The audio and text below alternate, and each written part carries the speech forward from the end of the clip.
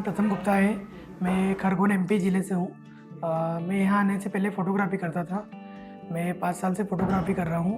But मैं photography कर रहा हूँ, बट ऐसा कि एडिटिंग का मुझे कोई भी नॉलेज ही नहीं था इधर आने से पहले।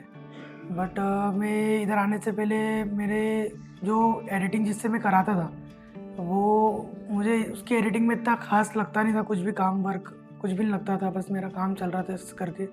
फिर मैंने सोचा कि मैं एडिटिंग में मतलब करियर बनाने का सोचा मैंने, इसलिए मैंने एडिटिंग आने के लिए इधर सर को 2 साल से डेली कर रहा हूँ मैं, समरीत सर को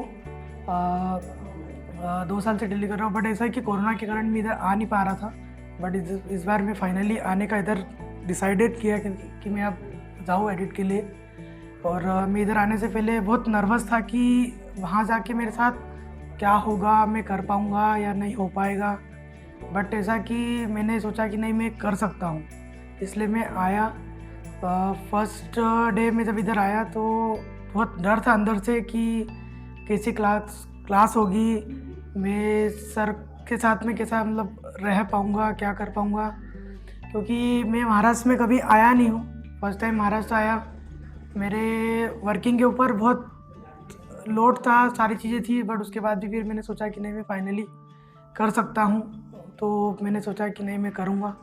फिर जैसे जैसे मेरी क्लासेस होते गई, मुझे चीज़ें समझ में आने लगी कि एडिटिंग क्या चीज़ है। ऐसा करके फिर मतलब मुझे 2 मंथ अभी अप्रोक्स इधर हो चुके हैं और मैंने एडिट किया, कुछ टीजर टाइप्स को एडिट किया। उसके बाद मैंने एडिटिंग करके मेरे जो एडिटर था उसको मेरा वीडियो मैंने शेयर किया। विद इन डे उसका कॉल आया मुझे, उसने बोला कि तूने प्रोजेक्ट पे काम किया। मेरे को थोड़ा सा अंदर से लगा कि ये ऐसा क्यों बोल रहा है। फिर मैंने उससे बात करी, मुझे समझ में आया कि वो ऐसा क्यों बोल रहा है। फिर मैंने उसको बताया कि नहीं भाई, मैंने एडिट पूरा मैनुअली किया हुआ है। तो उसका जब उसका रिएक्शन मेरे लिए था तो मुझे बहुत अच्छा लगा, मेरा कॉन्फिडेंस लेवल बहुत बढ़ा। तो मुझे बहुत अच्छा लग रहा है आज कि नहीं, मैं कर सकता हूँ एडिटिंग। समरेश सर से मिल के बहुत सारी चीज़ें मुझे अच्छी लगी। सर के मतलब प्रोफेशनल और वर्किंग के ऊपर बहुत सारी चीज़ें हमको सिखाई कि आप मार्केट में किस लेवल पे काम कर सकते हो, कैसे लोगों से, क्लाइंट से कैसे मतलब डिस्कशंस करना, उनकी रिक्वायरमेंट समझ के उनकी रिक्वायरमेंट के ऊपर काम करना। और ऐसा कि मैं इधर आने से पहले फॉर्मल्स और इन सब चीज़ों में ज़्यादा ट्रस्ट नहीं करता था, बट मैं इधर आके सर ने मुझे प्रोफेशनली वर्किंग सिखाया। ये सारी चीज़ें मुझे समझ में आने लगी जब मैं फॉर्मल में आया क्लास को। उसके बाद जब मेरे क्लास को 15 दिन हुए, उसके बाद मेरे बिहेवियर में बहुत सारी चीज़ें चेंजेस हुई।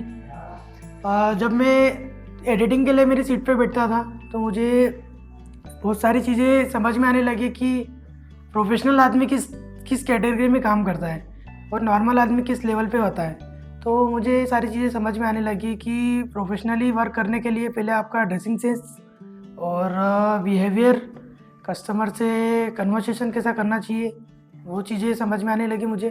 क्लासेस का टाइमिंग, सर का सबसे बड़ा चीज़ है कि सर को टाइमिंग पे बहुत चीज़ें चाहिए। मतलब सर टाइम के लिए बहुत पंक्चुअल है, तो क्लास के लिए बहुत ज़्यादा टाइम के लिए सर ने बहुत चीज़ें बताई। उसके बाद ऐसा हुआ कि रूल्स एंड रेगुलेशन मैंने कभी फॉलो नहीं किए। मैंने इधर आके रूल्स एंड रेगुलेशन भी फॉलो किए। इधर का स्टाफ बहुत अच्छा लगा मुझे, सपोर्ट बहुत करते हैं। उसके बाद मैडम, वो मतलब फैमिली के जैसे बिहेवियर रहता है, मतलब उनका एक स्टूडेंट के, मतलब जो दूसरी इंस्टीट्यूट वगैरह में जाते हैं वहाँ पे मतलब ऐसा टीचर और स्टूडेंट वाला रहता है, पर इधर ऐसा नहीं है। इधर फैमिली वाला मतलब सिस्टम है कि अगर स्टूडेंट आपके पास कोई आया है तो आप उसके साथ फैमिली जैसा रहने का मतलब इधर चीज़ें थी कि मतलब वो स्टूडेंट की जैसे नहीं मानते, एज ए फैमिली मानते। सर ने बड़े भाई के जैसे भी मुझे बहुत सारी चीज़ें बताई कि आप ये चीज़ें करो, इससे आपके वर्किंग पे बहुत अच्छा असर आएगा, आपका मार्केट में नाम भी अच्छा बनेगा, प्रोफेशनली बहुत अच्छा वर्किंग कर सकते हो आप। अगर आप ये चीज़ों को मतलब डिस्कशन करेंगे, उसके ऊपर वर्किंग करेंगे तो आप बहुत अच्छा काम कर सकते हो। मैं इधर से जाने के बाद इस फील्ड में बहुत अच्छा नाम कर सकता हूँ। मुझे अब अंदर से कॉन्फिडेंस है कि मैं कर सकता हूँ, कि और अच्छा नाम बना सकता हूँ। अभी तक जो कर रहा था वो तो ठीक है, बट अब और अच्छा नाम बनाना है मुझे। Thank you so much.